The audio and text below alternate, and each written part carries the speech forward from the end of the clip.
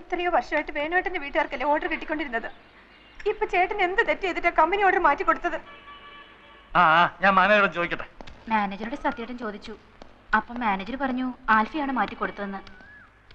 Manager മാറ്റരുതെന്ന് പറഞ്ഞപ്പോ ആൽഫയോട് തട്ടിക്കയറിയെന്നും പറഞ്ഞു. അനിയും കുഞ്ഞൊന്ന് വിളിച്ച് ചോദിച്ചു നോക്ക്. സർ, കൺസൈൻമെന്റ് അയക്കാൻ ഇപ്പൊ തന്നെ ഒരുപാട് വൈകി.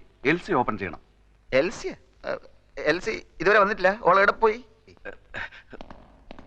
സാർ, ഞാൻ അപ്പോഴേ സാറിനോട് പറഞ്ഞല്ലേ കുഴപ്പമാവുന്നു.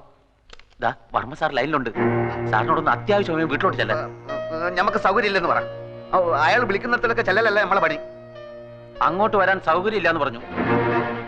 അങ്ങനെ പറഞ്ഞോ? പറഞ്ഞു സാർ. എന്നാൽ ഞാൻ അങ്ങോട്ട് വരാം. Okay sir. വർമ്മ സാർ ഇങ്ങോട്ട് വരാന്ന് പറഞ്ഞു. നമുക്ക് അർജന്റായിട്ട് പുറത്തേക്കൊന്ന് പോകണം. വർമ്മ സാർ വന്നാ അയാളോട് പോയി പണി നോക്കാൻ പറ.